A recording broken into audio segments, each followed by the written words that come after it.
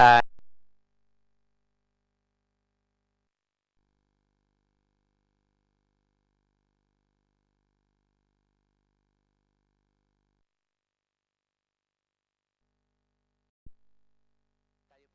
ay nasa isa na namang episode ng Up Up Batangas.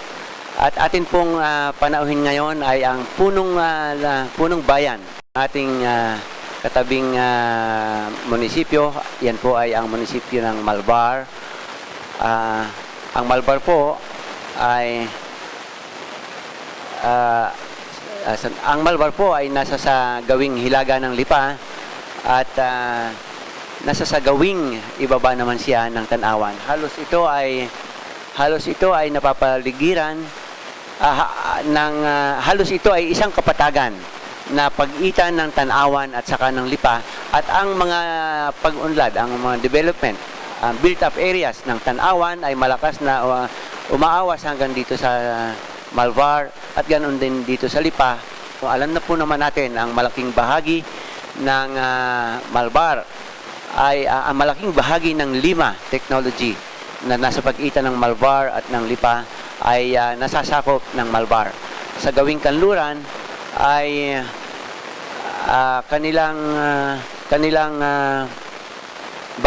mayroon silang boundary dito sa Balete, at sa tabing silangan naman ay nandoon po ang Santo Tomas na malapit na rin, natatanaw na rin yung Alaminos. Ito po yung shaded area, ay yan po yung Malvar. Ang atin pong punong bayan ay dating ay isang taong sibiko bago siya na akit na maging punong bayan. Siya po ay isang civic person, at siya po ay dating kasama natin doon sa nung hindi pa uso ang mga cellphone, ay yung REACT Balisong, yung radio group, Radio Emergency Action and Communications Team. At dito po sa Batangas ay kami po ni na Dr. Lito ang magkakasama, at naging malapit po ang ugnayan ng mga taga-Lipa, Tanawan at Malvar dahil po dito sa civic organization na ito. Siya po ay isang Rotarian din, at siya po ay charter president ng Rotary Club of Tanawan. Noon pong mga 1984, kung kailan bagong pasok ako dito sa Rotary Club of Lipa South, ay napaka-aktibong nakakasama pa natin ito sina Dr. Lito na ito, at sila yung unang naging bumuo ng Rotary Club of Tanawan. Siya po ay nataal na taga Malvar, at siya po naman ay na maging professional ay doon nag-practice sa Tanawan. Siya po ang founding chairman ng CP Reyes Medical Hospital, at isa pong napakalaking hospital ngayon dito sa Tanawan. Siya po ay isang cardiologist, at malaki po ang naging karanasan niya sa mga voluntary group as a private citizen. Masyado pong malakas ang secured ang kanyang private life, malakas ang kanyang practice, at marahil ay dala ng kanyang karanasan bilang isang non-government organization, isang volunteer person, ay siya ay naging mission niya ang pagiging mayor ng Malvar. Siya po ay naging mayor nitong unang term niya, nitong 2009 elections. 2010 naging mayor si Mayor Lito. Nais ko pong ibigay na ang mikropono dito sa ating panauhin. Isang NGO person, mayor at golfer at cardiologist, dalubhasa sa puso, si Dr. Lito Reyes. Welcome sa Up Batangas, Dr. Lito. Magandang hapon sa inyo lahat. Ding, ako'y nagpapasalamat at ako'y naimbitahan dito sa Up Batangas, at isang karangalan na ako'y nandito dahil sa may papaliwanag ko sa lahat ang mga aming mga adhikain at plataforma sa bayan ng Malbar. Kasama po natin na Dr. Lito ngayon ay ang presidente ng Rotary Club of Lipa South, si Alvin Castillo. Kasama po natin dito yung katabi niya ay yung ating pinakabata o bagong internist, si Dr. Zillian Andal. At isinama ko dito sapagkat ang alam ko'y darating ang inyong anak na si Joan. At si Dr. Jess Medina, presidente po ng Egg Board Batangas. At saka ang ating battalion commander ng 748 Combat Group, si Major Cesar Lubaton.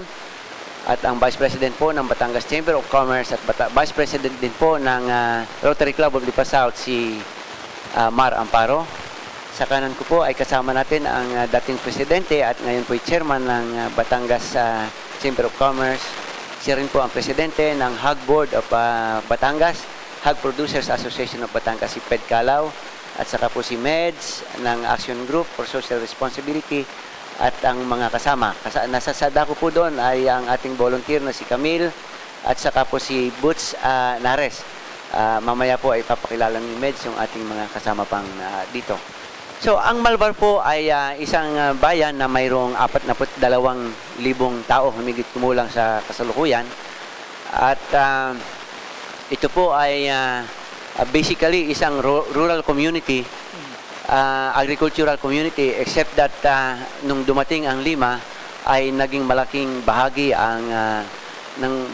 ng ating ekonomiya ang industriya.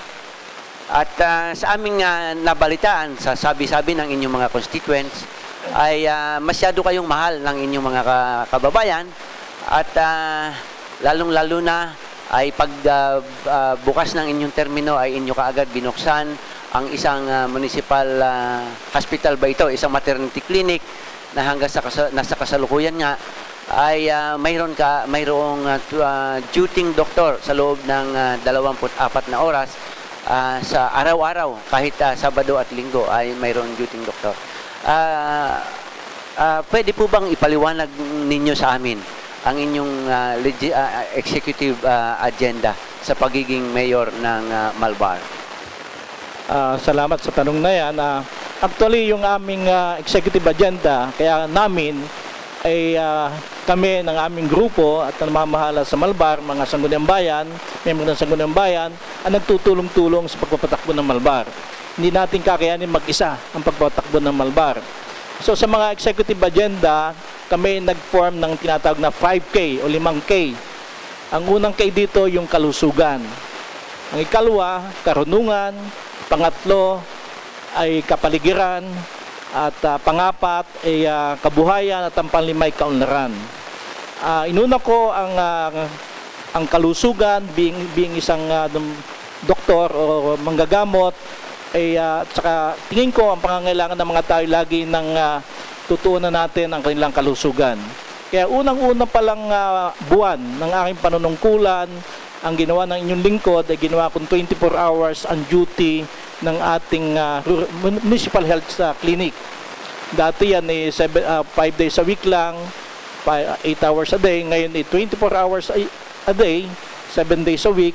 At kahit holiday at saka weekend, may mga nagmamandong mga doktor na siyang tumatayong magagamot doon sa dumarating na pasyente natin, mga outpatient to. Ano nga po yung 5K?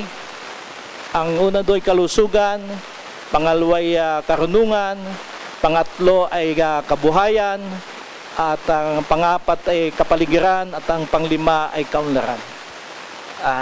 Tama-tama ito sapagkat kinakailangan ang mamamayan para maging produktibo ay malusog at para may sapat na armas sa pagdating ng mga industriya natin at may trabaho ay kinakailangan ay marunong at so education. Sa inyo pong 42,000 tao, gaano ba kalaki ang income ng Malbar?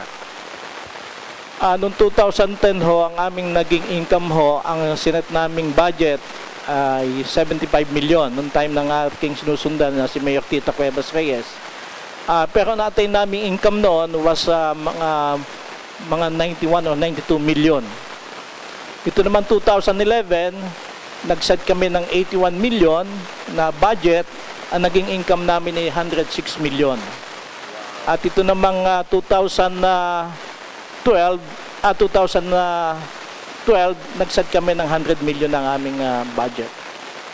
Talagang pati pa kayo ha, mag-budget ha. Hindi pa kasama dito yung aming RPT. Ang RPT namin, pag sinama namin noong 2011, ang aming naging income ay 117 million. 117 million. Kasi yung additional doon, yung sinasabi naming Special Educational Fund. Nakabukod yun eh. Ano na yun? Yun allocated na agad yun Allocated sa na sa ESF. education.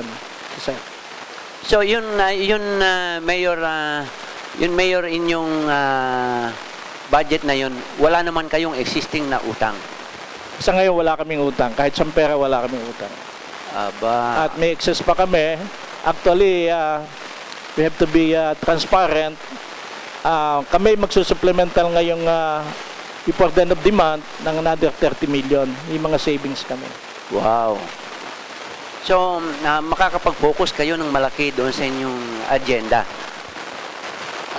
Ginagawa natin ng paraan yan. Actually, itong mga nagdaang araw, ang ginawa ko, umikot ako sa mga eskwelahan at tinignan ko mga pangangailangan ng mga eskwelahan. Napakalaki ang pangangailangan ng school namin at mahirap pumasa sa national government. Kaya ginagawa namin ng paraan, yung budget namin tungkol sa SEP, nilalagay namin ng ayos sa mga eskwelahan, yung mga kanilang pangangailangan, at yung aming mga excess budget, ng aming excess fund, ay ilalagay namin sa mga hinihiling ng mga aming mga barangay. Karamihan niya pupunta sa infrastructure. Katulad ng aming mga karsada, yung mga hinihingiling ng mga kabataan, mga basketball court, pailaw, yan ang mga aming tututukan. Ito pong advent na ito ng pagdami ng mga tao at hindi man mapipigilan ang pagdami ng tao diyan sa atin sa Malvar, lalo na nga parang nagsisikip na dito at saka pinagsasalubungan na talaga ng galing Lipa at saka galing Tanawan,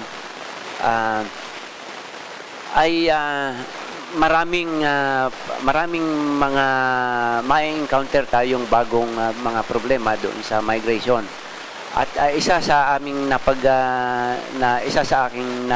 napag-alaman ay yun ding may mga lugar tayo, lalo na yung mga malalapit sa mga ilog, ay nai-invade ng mga informal settlers. Ito ba ay nakakarating sa inyong kaalaman at mayroon kayong programa sa mga ganito? Actually, ang aming mga lugar na na-invade ng mga informal settlers ay along the Riles. Alam mo yung Malbar, dinadaanan dati ng Riles yan, ng PNR. Yun ang pinupuntahan ng mga informal settlers. So, aware kami na may mga nagbabantay dyan na yung mga tao na babagong dating ay kinukontrol namin. Kasi ang hirap pag dumami ang informal settlers. Ang Malbar ay very susceptible doon dahil sa nakita nila na gumaganda ang takbo ng ekonomiya sa Malbar. Kaya madaming dumarating. Pero ginagawa namin ng paraan na makontrol ang dating ng mga informal settlers. Basically, ang Malbar ay dating traditional na agricultural na area, agricultural sector, bago dumating itong mga industriyang ito sa atin. So, sa kasalukuyan po ba ay ganong kalaking bahagi ang activity, economic activity ng agriculture dito sa Malbar? Actually, more or less, mga 800 to 1,000 hectares ang aming agricultural land. At yun na may tinututukan natin dahil sa mahusay yung aming municipal agriculturist mag-monitor ng activity. At kami may mga activities na ginagawa pagdating dyan. Ginagawa namin ng paraan na i-push namin yung organic farming. Nabalitaan ko rin na kayo ay sa kasalukuyan ay bumubuo ng panibagong anong tawag dito, yung CLUP, yung Comprehensive Land Use Plan. At ang unang nabuo ninyo ay that was good for 3 years. Ano ang mga nagiging challenges ninyo sa kasalukuyan sapagkat unique yung sa inyo kayo ay kahabaang puro patag at napaka nakakaakit na ma-invade yung mga dating agricultural ninyo ay palaging masarap na gawing mga residential and then commercial. Paano ninyo sinusunod yung mga patakaran sa paggagawa ng land use Actually, ng sa bayan? ngayon, hindi pa kami nag-amend ng aming comprehensive land use plan. At nasa siguro by next month, magsisimula na kami mag-amend ng aming comprehensive land use plan. Malaki na pagbabago sa Malbar. For sure, may mga lugar dyan na mako-convert sa industrial. Kasi kailangan din namin ng mga industrial area at nakita namin yung industrial area katulad ng Lima. Yan ang nagpapabigay ng malaking income sa munisipyo. Pero hindi namin kalilimutan ang lugar na agricultural. Kailangan meron kami certain area na purely sa agriculture namin i-concentrate. Ang mga kasama namin dito ay may mga interest sa Malbar. Itong ating katabi, si Ped, ay ang kanyang negosyo ay nandiyan sa Malbar at alam ko siya ay maraming inihandang tanong sa kanyang mayor. Magandang gabi po sa mga manonood. Papatangas po.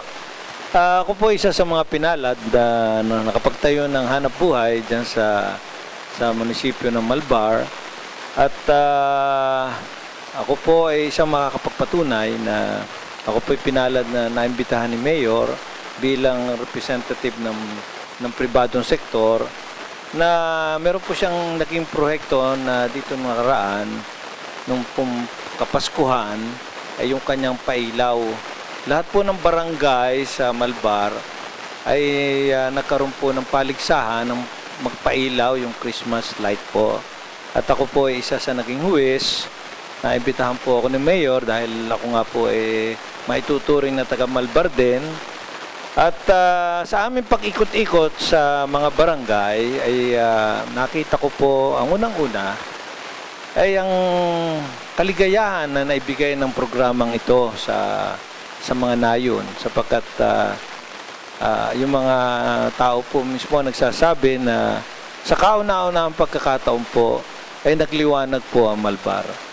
Yun po ang napatunayan ko at ang kaligayahang binigay sa mga naninirahan sa Malbar. Palagay ko yun ay isang bagay na hindi pwedeng palitan ng salapi sapagkat sa panahon ngayon na medyo ika nga masabi nating ang buhay ng tao hindi kasing sagana ay kailangan ng mga tao ang ganyang mga paligsahan. At bukod po doon, bilang gantimpala, si Mayor Reyes po ay nagbigay ng gantimpala sa mananalo. At ang gantimpala po ay napakaganda. Isang proyekto na binigay sa mananalo sa barangay. Ito ay napakaganda sapagkat sa buong Batangas ay ito'y isang ehemplo na isang munisipyong maliit ay pwede palang magbigay ng ganitong paligsahan na nagbibigay ng proyekto at nagbibigay ng kaligayahan sa mga masa. Kaya hindi naman sa pinupuri ko si Mayor pero talagang pinupuri ko po kayo. At bukod po doon, ako po'y pinala din na ito'y makakapagpatunay din na naimbitahan ako doon bilang representative ng business sector. At nakita ko po ang mga plano niya sa Malbar. Gusto ko pong idagdag din na nung ako po'y pumunta ng munisipyo, pinakakita niya sa akin yung mga strukturang nilagay niya sa likod. Nandun nga yung sinasabi mong engineer na yung medical niyang 24/7. At saka itong nandun ay parang meron siyang nilagay na parang TESDA. Parang computer room na yun ay libre, pwede kang pumasok doon at para matuto ka sa computer. Yun yung kanyang sinasabing K, yung karunungan. At sinasabi din po ni Mayor kaninang hinahanda niya ang Malbar sa pag-iindustriya sapagkat whether we like it or not ay doon patungo ang Malbar sapagkat ang Malbar ay napapagitnaan ng Tanawan at saka Lipa. Wala nang patutunguhan ang Malbar kundi sa industriya sapagkat lumalaki ang Batangas. Kaya may vision si Mayor na nakikita, hinahanda na niya ang mga taga-Malbar sa pagdating ng panahong papasok dyan. At ako rin po ay naimbitahan lahat ng farm at saka mga negosyante sa Malbar, kanyang inimbita at pinaliwanag niya yung mga organic farming na yan. Nang imbita siya na speaker sapagkat yung mga magsasaka diyan ay tinuturuan ng tamang pagtatanim sa naaakda sa panahon ngayon. Kaya bukod doon sa agrikultura, inahanda niya ang pagpasok ng mga negosyante sa Malbar. At dahil dito, ay palagay ko ay ang budget ni Mayor ay baka lumaki na ng lumaki. At may awa ang Diyos talagang aasenso ang Malbar. Yan po ako po ay nangangampanya na. Kaya Mayroon ka bang tanong sa ating mayor? Mayor, after my long intro, ano po ba ang paghahanda ninyo dyan sa pagpasok na yan ng mga industriya na maaaring maglagay sa Malbar? Nasabi ko na kanina, ating i-amend yung ating comprehensive land use plan. It's overdue na 10 years na yung ating comprehensive land use plan. Yun ang magtatagda tayo ng mga lugar na paglalagyan ng ating mga industriya. At saka inihahanda natin in terms of peace and order. Kasi alam mo mga investor, hindi na mapupunta kung kahit anong ganda ng lugar mo at hindi naman ikangay peaceful ang lugar, hindi tayo papasukin. Kaya pinakikita ko sa mga investor natin na ang Malbar ay peaceful town. Kung meron mang konting mga kriminalidad dyan, yun hindi na iwan sa isang lugar pero sa amin minimize ang mga kriminalidad. Saka isa pa, yun na nga, binibigyan ko yung ating may mga incentive na ibibigay tayo sa mga investor. Meron na tayong may mga incentive na tayo Yun ay kaagapay na ng pagbabago, pag-amend ng comprehensive land use plan, magkaroon kami ng mga incentive sa mga investor. So itong inyong comprehensive land use plan at siguro kasabay nito at ang inyong anong tawag dito, development plan, comprehensive development plan ay good for another 3 years. It will be good for another 3 years pero mas maganda pag-uusapan namin yan pero mas maganda long term din. Ang aking suggestion ay paabutin na ninyo ng at least 15 years. Yes, mga 10 years. It will be 10 years kasi nababago lagi yan. Kasi minsan hindi mo naiwasan yung pagbabago. Nakita mo pag dumarating na yung mga investor, nakita mo dapat pala garni-garni. So it will be a long term na pero subject to change. Depende sa pangangailangan. Kung makita natin yung inyong mapa na pinakita natin kanina, ay halos malawak na kapatagang kapagitan tayo ng Lipa at saka ng Tanawan. Yan ang maganda sa Malbar. Patag ang lupa namin. And halos walang sayang na lugar sa inyo.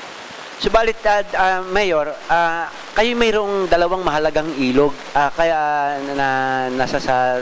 nasasakop ng Malbar. Kayo ba'y mayroong mga programa para maprotektahan itong mga ilog na ito na bahagi ng inyong lugar? At ito po ay dumadaan mula sa Lipa at papuntang Malbar at saka Tanawan at umaabot po hanggang Taal Lake.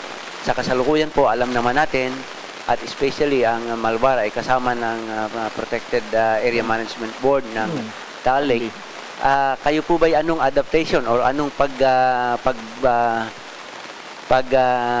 ginagawa ninyong paghahanda or anong tawag dito, anong ginagawa ninyong measures para protektahan ang ating Taal Lake at ang ating mga ilog?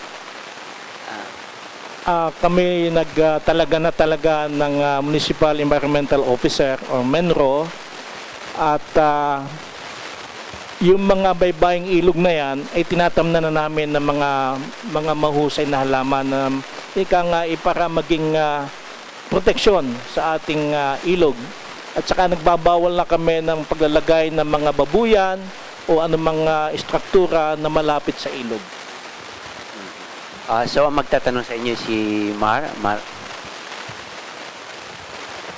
Magandang gabi po sa ating mga tagapanood. Magandang gabi, Mayor. Good evening. Dr. Carlito Reyes ng Malbar.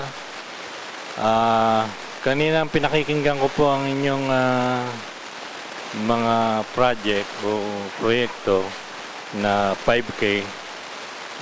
Napansin ko po na mayroong kulang na 1K.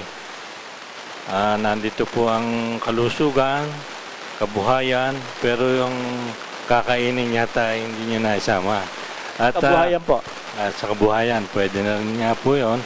At naitanong po ng ating kasamang ding na ang porsyento ng ating pangkabuhayan doon na agrikultura ay nasa mga 800 hectares to 1,000 hectares. Siguro po kung ito nga ay pagyayamanin mabuti ay makakasapat doon sa pagkain na kakainin ng inyong bayan o mamamayan. At sana po ay mapalawak pa ito dahil nung unang bata pa ko parang naobserbahan kong napakalaking porsyento ng Malbar ang agrikultura na nabawasan na nga ng pagpunta ng mga industriya dito sa ating bayan. Ay meron po ba kayong mga makabagong project dito sa agrikultura at sa mga negosyo naman ay meron po ba kayong project na magtayo ng isang convention center para pagdausan ng mga industriyang nakapaligid na dito sa inyong bayan at sa bayan ng Lipa na magandang site po ang Lima at nasa gitna po ng dalawang exit ng Star Tollway. Pwede po kaya yun? Tungkol ho doon sa huling minention nyo, yung convention center, actually hindi pa ganun kalaki ang Malbar para maglagay ng convention center. Totoo at nasa pagitan tayo ng malaking syudad, Tanawan at saka Lipa na nagpo-provide naman ng mga facilities na ganito. Although sa Malbar, meron tayong hotel, may Lima Hotel, at yun lang ang aming site na pinagdadausan ng mga kaunting pagpupulong. Meron din sa amin sa munisipyo, pag kailangan namin mag-imbita ng mga negosyante, kami ay meron dong hall na pinagdadausan na maliit na pag-uusap. Tungkol naman sa ating plano sa mga magsasaka, pinagbubuti natin ang agrikultura kasi ito ang pinaka-main na pinaka-main na source ng kanilang income, karamihan ng taga Malbar. Although nababawasan na ang ating area ng agriculture dahil sa karamihan ng ating mga kabataan ay hindi na pupunta sa pagtatanim. Sila ay pumupunta na sa mga kalimitan, sa mga kumpanya, sa mga pabrika, at kalimitan naman ay nakakapag-aral lang, nakakapagtapos ng kolehiyo, ay sa Maynila at sa Makati pumupunta, sa mga BPO. So karamihan sa amin ganon. So nababawasan talaga ang pumupunta sa agrikultura. Pero sa agriculture, ang aming tinututukan dyan, gusto namin maging sentro Malbar na organic agriculture. Dahil sa yun ang kakaiba. At dahil sa mga programa natin kalusugan, sa ngayon ang ating mga kinakain puro produkto na ng mga pesticide, produkto ng mga chemical. So ginagawa natin ng paraan na maging yung ating kakainin ay para sa malusog na mga mamamayan. So binabawas, yun ang tinututukan natin, yung mga organic agriculture. Magandang gabi po sa Jess. ating mga... Dr. Jesse, pagpaumanhin Okay mong po, okay putulin ko muna ang iyong pagsasalita. At dumating ang ating kasamang Colonel Jerry Samudjo. At siya po ang ating tunay na ama nitong Up Batangas. So kasama niya ang ating modelong empleyado ng kawani ng Rentas Internas. Si Nilda. Naku, lago tayo sa BIR niyan. So, kasamang Jess. So, muli po, isang magandang gabi po sa ating manunood ng Up Batangas. Bilang po sa Batangas Egg Board, ay nagkakaroon po kami ng outreach program sa February 24 sa bayan ng San Jose, Bigain at Galamay Amo. Ito po ay project po ng Batangas Egg Producers Association at National at United Hog Producers Association, ang aking kasamang Ped Kalaw. Isa po sa kami po ng aking kasamang Ped Kalaw ay mapalad na napapunta po sa bayan ng Malbar bilang negosyante, at nagpapasalamat po kami sa ating utihing mayor sa napakaganda hong pagtanggap sa amin. Salamat po, Mayor. So, doon po, kanina po nabanggit nyo doon sa budget ninyo na 82 million. Ngayon po 2012. Ngayon po 2012 ay 100 million. Ayun po, sa 100 million pong yun. Ano po kaya ang bawat porsyento na napaglalaanan nyo ng mga budget pong iyon? Kalakihan po dyan, 45% usually goes to personal services. Doon po sa mga tinatawag na PS.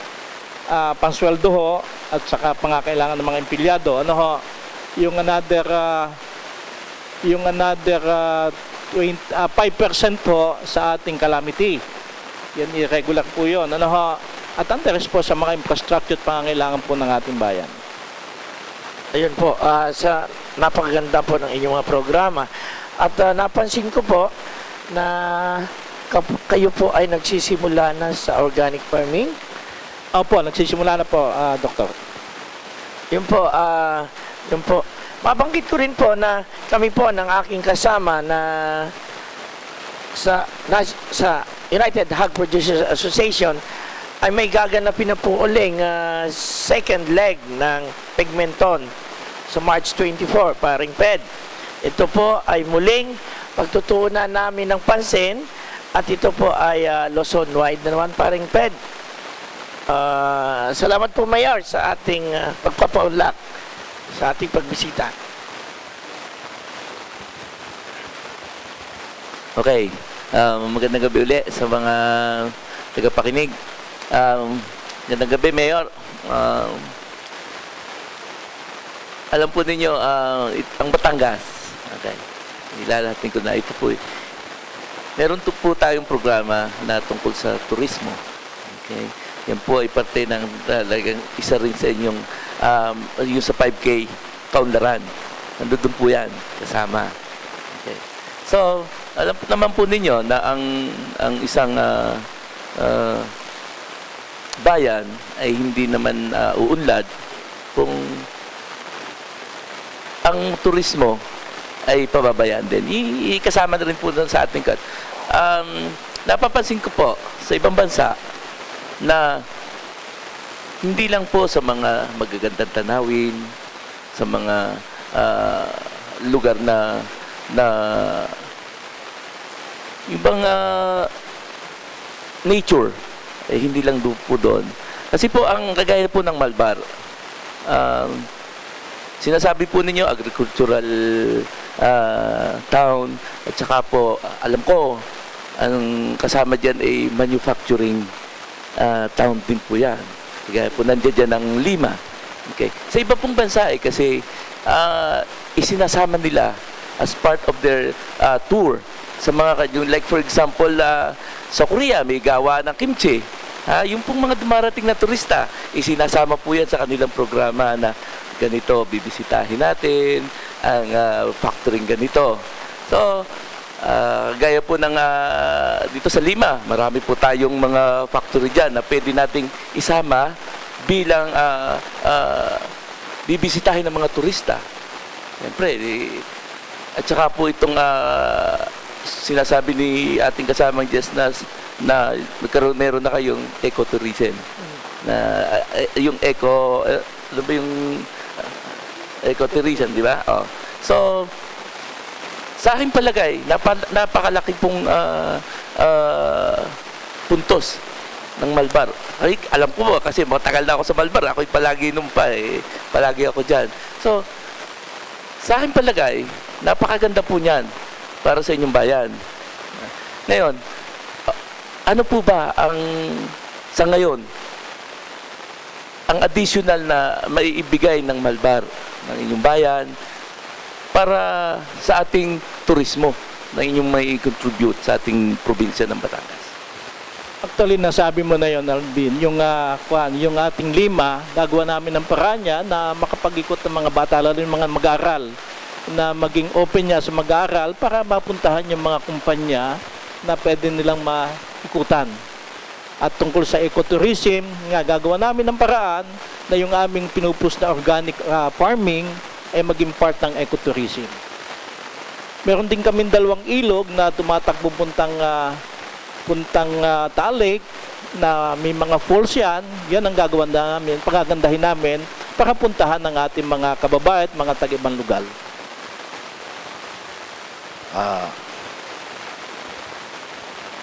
Magandang gabi sa ating mga taga-subaybay. Unang-una, nais kong samantalahin ang pagkakataon na ito na mag-courtesy call kay Mayor Lito Reyes, sir. Ako po, sir, yung kasama doon sa mag-courtesy call sana nung November 27 nung kami ay may medical dental mission sa Malbar.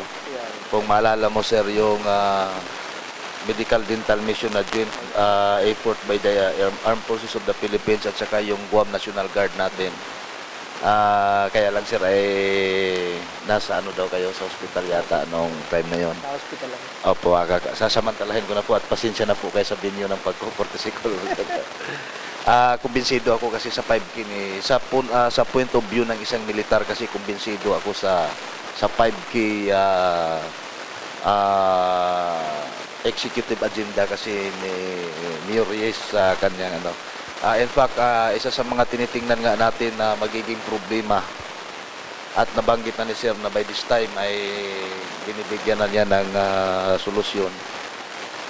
Yung magiging informal settlers natin sana along the release, sir, kasi kung nababalitaan ninyo yung naging informal settlers natin along the release sa Lipa, yun ang nagiging malaking problema natin, sir, sa kabayanan dahil yung grupo, sir, ay na-organize at pinasukan ng mga insurgent affiliated na grupo. Nahirapan tayo, sir, sa dahil kami, sir, ay sa Armed Forces sumusuporta kami sa lahat ng programa, proyekto ng ating local government unit. By this time, kumbinsido ako, sir, sa inyong 5K at sabi ko nga sa point of view ng militar at ang Malbar ay sakop kasi ng aking area of operation.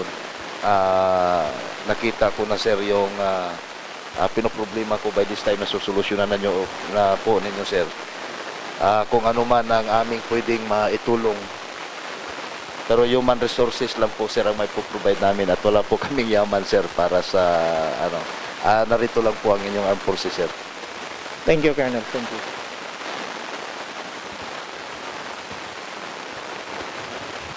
So, yan po ang ating battalion commander ng 748th Combat Group at nabanggit ko na nga sa inyo kanina na ang kanilang ginagawa sa ngayon na operations ay yung ipaabot doon sa mga hindi masyadong naaabot at ng serbisyo ng mga lokal na pamahalaan at naiiwan.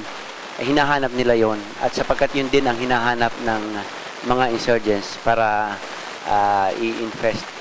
So, pwede ninyong asahan sila sa pagde-deliver ng services at pagpapaabot ng services sa ating mga kababayan. Siguro, pwede nang makipag-usap ang ating kasamang Jerry. Ang ating bisita ngayon, ang kagalang-galang na punong bayan ng Municipality of Malbar. Ang Malbar ay mayroong mahigit na 3,000 hektarya at mayroong mahigit na 42,000 tao, humigit kumulang sa 42,000 tao. At sa kasalukuyan, mayroon silang budget na mahigit na 100 milyon. Si Mayor ay galing sa pribadong practice, napakalakas na cardiologist at nalure ng ating serbisyo publiko, pagiging punong bayan. At ang pinag-uusapan natin ngayon ay ang kanyang executive agenda. Thank you very much, Ding, at magandang araw sa ating panauhin kay Mayor Reyes. Pero unang-una is gusto ko munang kunin ang pagkakataon na ito na i-announce po sa ating mga televiewers na this coming Wednesday, February 22 ay mayroon pong activity ang Bureau of Internal Revenue dito po sa Lipa City. Magkakaroon po sila ng tinatawag na kick-off ceremony at ito po ay gagawin po dito sa SM Lipa. So sa lahat po ng ating mga taxpayers, ito po yung pagkakataon na pwede nyong ma-meet yung ating mga officials galing po sa national office at sa galing po sa regional office sapagkat ito po ay pupuntahan ho ng mga officials po natin galing po sa national. So it's going to be on February 22 at 10 o'clock in the morning at SM City Lipa Event Center. So ito po yung kick-off ceremony o tax campaign ng Bureau of Internal Revenue. Ang theme po nila, I love Philippines, I pay taxes. No? So yung theme ngayon ng Bureau of Internal Revenue. At ito rin siguro ang pagkakataon na gusto ko rin encourage yung ating mga nakikinig ngayon na magbayad po tayo ng tamang buwis sapagkat ito ay kinakailangan po ng ating pamahalaan. Kung nais po natin na isulong ating mga programang pangkapayapaan, kinakailangan po natin na magbayad po ng ating buwis. At ito po ay naayon po sa isinusulong ng ating Pangulo na governance, yung good governance. Yung good governance ay magkakaroon ito ng kahulugan kung mayroon tayong mga gamit na mga pondo at ang pondo ay manggagaling po sa atin na mga mayroong kinikita. So magbayad po tayo ng buwis. This coming Wednesday, once again, I'd like to announce meron pong kick-off tax campaign. Ngayon, kay Mayor, yung unang programa po ng ating Pangulo doon sa 5-point agenda niya, ang nilagay niya doon sa number 1 na programa niya po is yung good governance. Yung iba ho is nasa likuran na. So, may tanong ko lang ho, Mayor, kung ano po mga programa mayroon tayo ngayon para masuportahan po natin yung programa ng ating presidente na isulong yung good governance sa lokal na gobyerno, especially sa handling po ng resources, yung paggamit po ng internal revenue allotment because may mga balita sa ibang mga lugar na yung paggamit po ng IRA, yung internal revenue allotment ay hindi masyadong kumbaga naabuso ng ilang mga lokal na opisyal at maging sa level ng mga barangay captain, but I'm sure na sa atin dito sa probinsya ng Batangas ay hindi naman.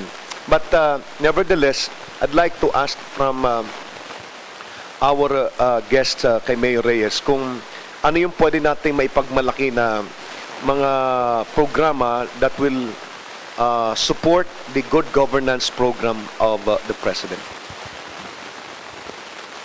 Yung pong programa po namin dyan ay kami po sumusunod sa pinag-aatas po ng ating gobyerno, specifically the ILG, tungkol po doon sa transparency. In fact, we are also a recipient of the Seal of Good Housekeeping. Ang ibig sabihin po nito, pag kayo po yung naging recipient po nito, ay meron kayong transparency program at kayo open sa mga tao na yung inyong budget, yung inyong paggastos ay pinakikita natin sa mga tao. In fact, nagbukas po kami ng website sa ating sa internet, at kami nag-provide din ng isang lugar sa Malbar na makita ng mga tao yung ating budget. At pag kami may bidding, open din po yung bidding namin sa mga ginagawang infrastructure natin. So with that, kami po binigyan po ng award na ikangay excellent sa tinatawag na good housekeeping. Siguro sa pagkakataong ito, ibig kong maalala na yung Seal of Good Housekeeping na pinatutupad ng Department of Interior and Local Government ay dito ito ang pamamaraan kung paano yung agenda ng ating presidente na good governance ay may patutupad. At ang unang hakbang nga ay ito pong Seal of Good Housekeeping kung saan yung unang batch, itong natapos na natin itong nagdaan, ay ang unang-unang hinihingi ay transparency and good governance. Ilolons na may panibagong ilolons ang DILG at ito ay lalagyan nila ng kategory itong ating seal of good housekeeping at sort of parang iaabot hanggang sa magkaroon tayo ng disaster preparedness. Isasama na yan sa criteria. So magkakaroon na sila ng mga bronze, silver, and platinum. Kasama dito sa mga ito ay ang pagkakaroon ng maayos na comprehensive land use plan at saka comprehensive development plan at yun nga, kahandaan natin sa disaster. Siguro po isang panukala lamang na mai-consider ninyo na ito po ila-launch na at sa susunod ay kumbaga yung ating dating good na very good na sa atin ngayon ay they're trying to make it better. Talaga pong hinahatak, inaakit ang ating mga lokal na punong bayan para pagbutihin ang pamamahala sa ating mga kababayan. Mayor, nabanggit po ni Colonel kanina na nangangampanya ang BIR para sa pagbabayad ng tamang buwis. Ano po ang kampanya naman ng munisipyo ng Malbar para unang-una ay para mapalakas nga ang income ng Malbar at magbayad naman yung mga residente ng Malbar ng tamang buwis at ito ay makapagbigay ng serbisyo sa inyong bayan? Sa ngayon po ay patuloy pa rin yung yung initial stage namin ng yung period ng pagbabayad ng buwis. It's extended up to February 29. Now, after February 29, nagkakaroon kami ng tinatawag na Operation Suyod. Yung Operation Suyod, yung mga negosyante na mga hindi nagbabayad ng buwis, ay pinupuntahan ng aming licensing officer. At binibigyan namin ng abiso na lampas na ho ang takdang panahon sa ating regular na pagbabayad ng buwis at dapat magbayad sila ng buwis. Yan ang Operation Suyod.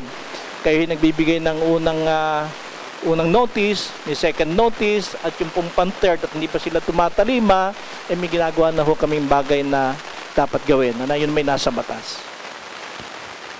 Thank you. May follow-up ka pa? Nabanggit din po ni kaibigan Ding itong disaster preparedness. Ano po?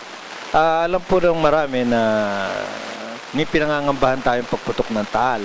Gaano pong dahil sa Malbar ay malapit nga sa Taal, gaano ang preparedness po naman ng Malbar sa bagay na yan? Actually, na apim po kinusulta yung mapa na binigay ng probinsya. Nagbibigay sila ng mape. Ang aming lugar ay hindi malayo sa ang amin kung sa pagputok ng Taal, kalimitan ni yung as ang pumupunta sa amin. At yun may nangyari na. Kami ho ay may mga binilang mga equipment para dyan at naglagay ako ng isang regular na tao pagdating sa disaster coordinator namin na sinabihan ko na tutukan natin ang preparasyon para dito sa mga kalamidad. Hindi lang pagputok ng bulkan, kundi earthquake, typhoon.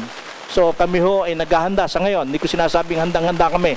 Naghahanda ho kami para sa ganung mga pagkakataon. Thank you very much, Mayor.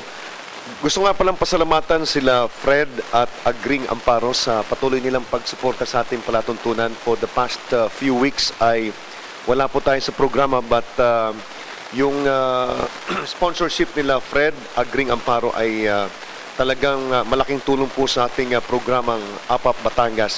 Fred and Agring, thank you very much. Sila po ay may-ari ng Sampaguita Mart at kapatid po ng ating kasamaan dito na si Mar Amparo, di ba? So, si kay Fred and Agring, imbitado kayo sa Wednesday. Of course, si President ng ating Rotary Club of Lipa South. Lahat tayo dito kasama doon sa ating kick-off tax campaign ceremony. So, ang sunod po magtatanong ay si... magandang gabi po, Mayor. Ako po ang presidente ng Urban Poor dito sa Lipa. Tatanong ko po sana kung katulad dito sa amin, may proyekto din po kayo sa Maralitang Tagalunsod sa Riles na may pabahay at yung mga informal settlers nyo baga katulad din po nandito sa Lipa na binigyan ng pagkakataon ng national housing na mabigyan ng kanya-kanyang karapatan na may mag-ari sa pag-aari ng PNR.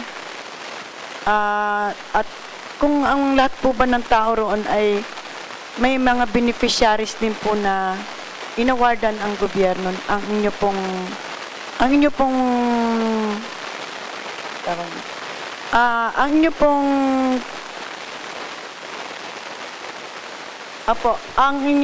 inyo pong departamento as sa Malbar, na awardan din po bang inyong mga maralitang tagalungsod ng lupa na katulad ng dito sa Lipa? Actually, sumulat na po kami sa PNR na yung mga lupang ina-occupy ng mga informal settlers, para mawala informal settlers, ay i-award o ibenta doon sa mga nakatayo. Gumawa na ho kami ng hakbang tungo dyan, na gumawa kami ng communication sa PNR na kung maaari ay tignan nila kung paano may award yung mga lupa. In fact, yung ibang lupa namin doon na datihan ni Riles, ipag-aari na ng provincial government. Yung puntang San Joaquin, kung natatanda mo yung PED, kung pinuntahan natin doon puntang towards the east. Sumulat na kami kay Governor Vilma Santos na kumari award na yon sa mga nakasettle doon. Para mawala na yung mga informal settlers. Ang objective nito ay masakili nila ang pag-aari ng lupa. Actually, hindi ko alam kung ibibigay ng libre yan, pero siguro kung ibebenta ng at cost at a lower price, na matagal naman ang pagbabayad, ay tingin ko masaya na rin yung mga tao nakatigil doon. In fact, nakausap ko na si Mr. Del Rio tungkol dyan at nahanda tayong tulungan ng provincial government. Kami pati ay naglaan na ng pondo tungkol sa disaster, yung mga lugar, yung mga bahay na dadanan ng mga baha, ibibili namin ng lupa para ilipat sila. And we allotted about 2 million, part ng aming disaster program na sa prevention ng preemption ng disaster. Nabibili kami ng lupa para doon lang i-relocate namin yung mga bahay ng mga informal settlers na dadaanan ng baha. At tayo ay nasa budget na for this year. 2 million. Baka po ibig nating batiin itong ating mga kasamang konselor sa Malbar. Ito po ba ang tamang lista ng inyong mga konsehal? Tama din, sila lahat yan. Sina Matt, Consial de la Peña, Nibong Lat, Volter Calao, Celia Dimandal, Usana Cabello, Saldi Lantin, Edna Pitugo, Aileen Saludo, at Julius Morcilla. Sila ang bumubuo ng Sangguniang Bayan. At Vice Mayor Alberto Lat, sa mumuno ni Vice Mayor Alberto Lat. May katanungan po ang ating kasamang President Alvin Castillo ng Rotary Club of Lipa South.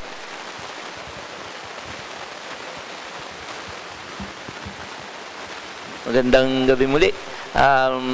Tungkol po dito sa ating mga manggagawa na dahil sa alam po ninyo, Malbar ay may 5. Saka, sigurado naman po ang priority nilang i-hire ay ang mga kabataan at ang mga manggagawa ng Malbar.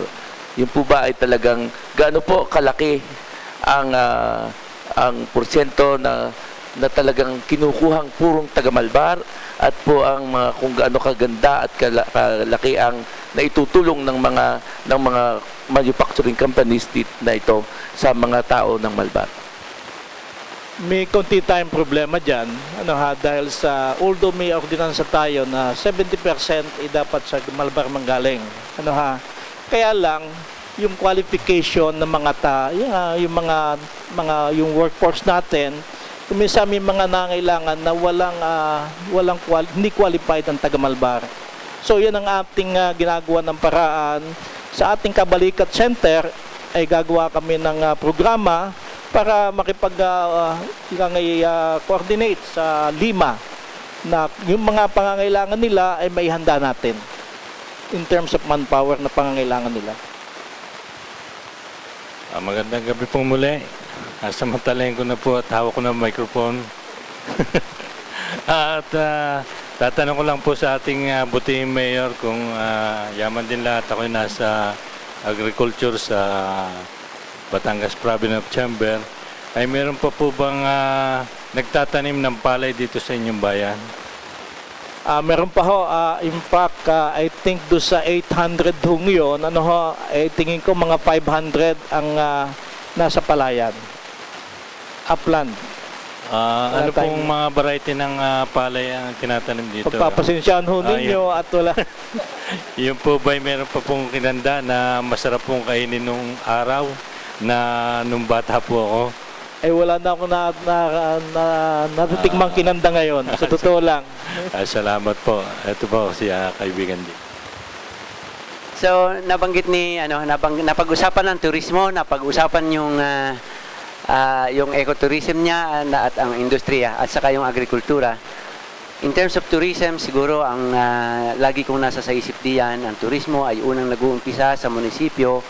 Sa munisipyo na kung saan ang lahat ng mga tao ay nangakangiti at sumasalubong at tumutulong sa mga dumadating kung umaasiste sa mga taong nangangailangan sa mga opisyales natin sa City Hall.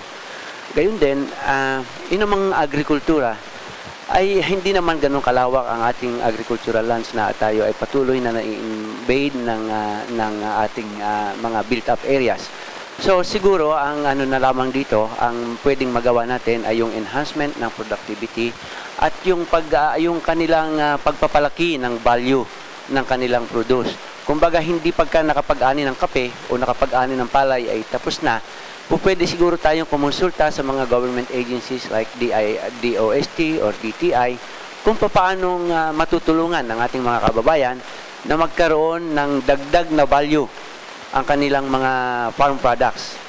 Kamukha ng manok. Pagkatapos ng itlog, baka may magagawa pang ibang mga produkto. At ang mga ito ay alam kong ito'y sadyang kinakarir o tinatrabaho, mini-mission ng iba-iba nating government agencies. Kamakailan lamang ay naging bahagi natin dito sa APAP Batangas, ang Department of Science and Technology at patuloy ang kanilang pagre-research at pagtulong sa mga bayan-bayan, sa mga munisipyo. Kailangan lamang siguro silang tawagan.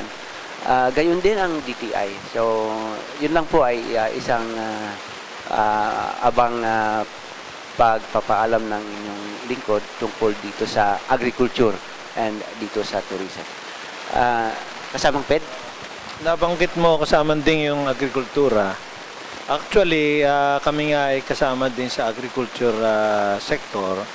Marami kami napapasyalang mga integrated farms, yung mga organic. Actually, yung organic farming, hindi lamang naman pagtatanim yan ng mga organic crops, kundi pati animals. Nandiyan ang free-range chicken, organic pig, at yan ang pinalalaganap ng munisipyo ng Malbar na yan ay dadayuhin sapagkat yan ay kumbaga may glitch market yan Yan ang tinatawag na high-end market.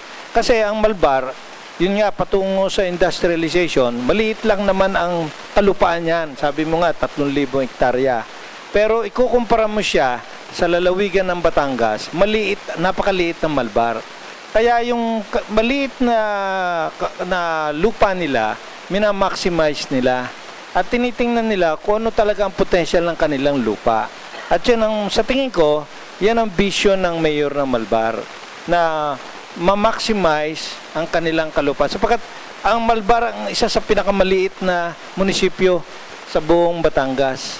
Kaya yung palagay ko, sa aking palagay, sarili kong paniniwala, ay tama ang direksyon. Pumasok sila sa organic farming, pagiging nilang pagpasok na investment sa kanilang munisipyo, at ipaubaya na sa ibang parte ng Batangas ang pagtatanim ng ibang halaman. Madagdag ko, Ped, pagmamalaki ko na ang Malbar ay hindi dependent sa IRA. Kami ang bayan na mas malaki ang local income kaysa IRA. Unlike ibang bayan, dependent sila sa IRA.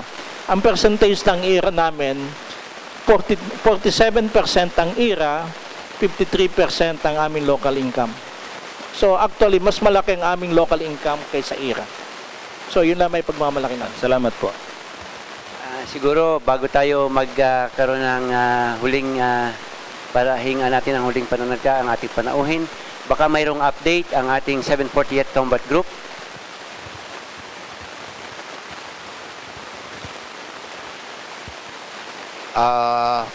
Muli po kami nananawagan sa ating mga prospective donors. Sir.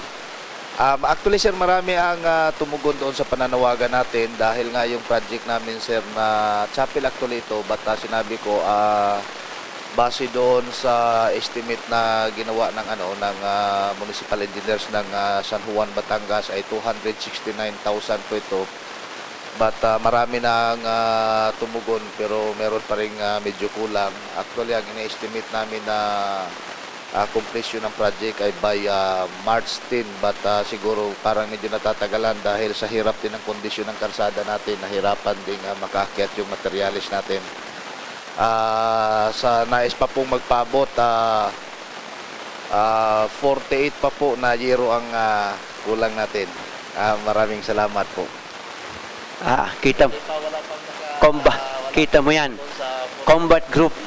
Kung naman sa usapang Rotaryo, katatapos lang po ng proyekto kahapon, 3 araw po na nandito yung mga taga-England na nag-sponsor po ng pamimigay ng mga salamin sa mga ating mga estudyante, mga bata at sa mga taga rito sa Lipa. All in all, ang natulungan sa loob ng 3 araw na yan ay humigit kumulang sa 1,150. So, karamihan po niyan ay yung mga bata, mga estudyante na nag-aaral, hindi naman akalain na ganun pala malalabo na ang mata at may diferensya ang mata, kaya pala mabababa ang grades. Hindi nila alam na pala malabo ang mata. Nagulat nga ako doon sa isang bata. Napakarami.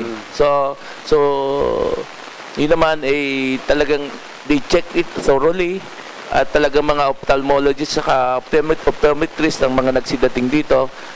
At yan po ay napakagandang proyekto na ibinigay sa amin ng mga taga-England, ng Rotary of Worcestershire, England, United Kingdom. Yan po ay proyekto na pinagtulong-tulungan po namin ng 4 na Rotary clubs na tinawag naming United Rotary of Lipa. Kasi po kami 4 na Rotary clubs po ang nagsama-sama, ang Rotary Club of Lipa, Lipa South, Metro Lipa at Lipa West. So congratulations uli sa mga Rotary clubs na dito sa Lipa at napakaganda ng inyong naging proyekto. Salamat kasamang Alvin. At saka ating batiin ang Rotary Club of Mataas na Kahoy na ngayon ay nagdadaos ng kanilang anibersaryo. At update from the Batangas Egg Board. So muli po ang isang pasasalamat, Mayor, sa pagdalo rito sa amin at isang pasasalamat din po sa pagtanggap bilang negosyante po ng Malbar. Bilang pagtugon po, mabanggit ko na rin po namin na ako po bilang pagtugon din sa inyong pananaw doon sa organic farming, ang akin pong production doon po ay organic na rin po. Bumabaling na po ako sa probiotic, less antibiotic po. At muli po, isang pasasalamat.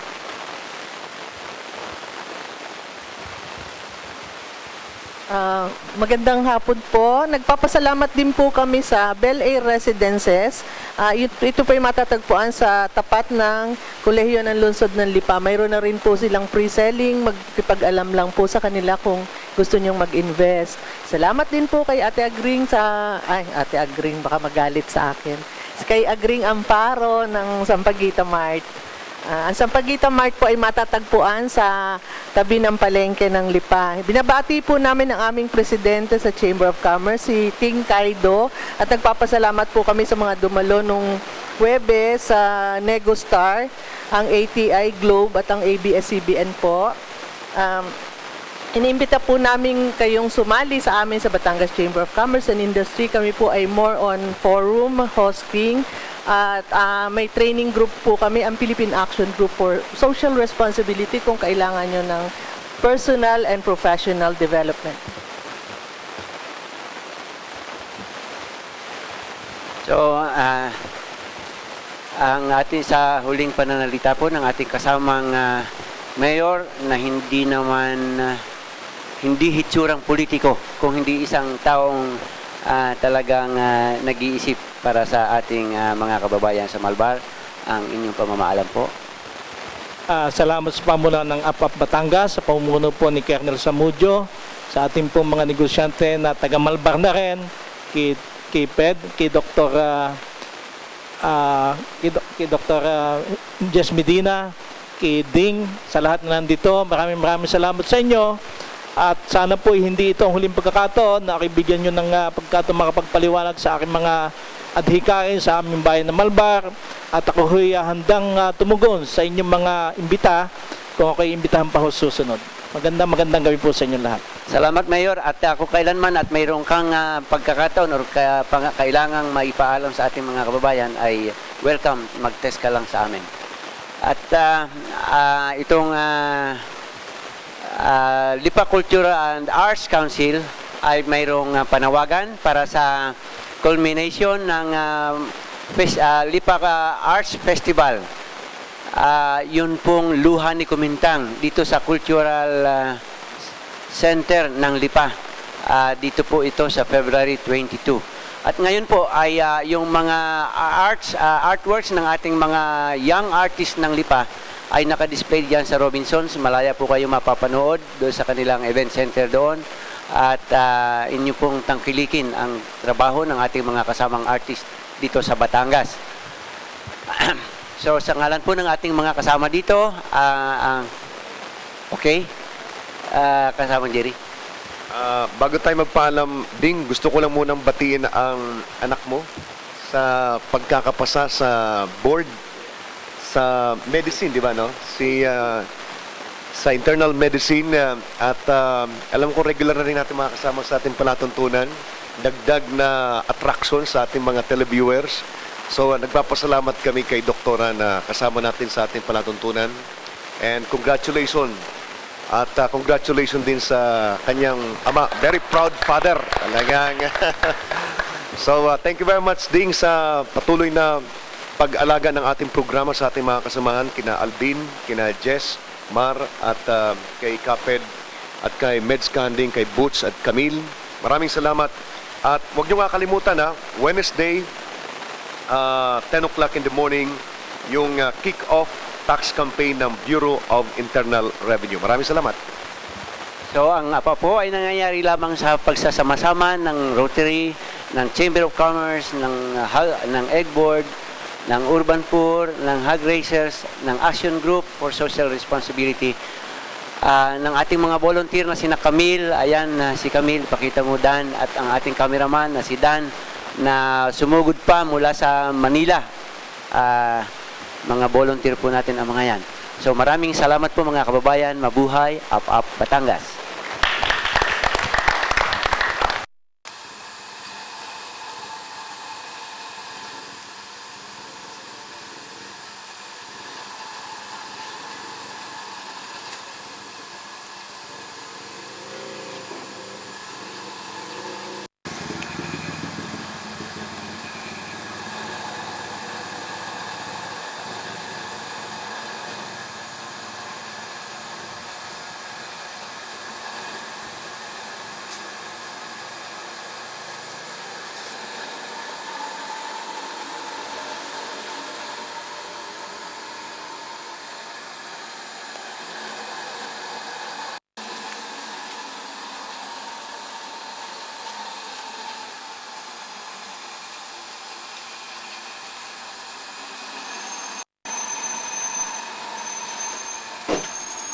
Wait.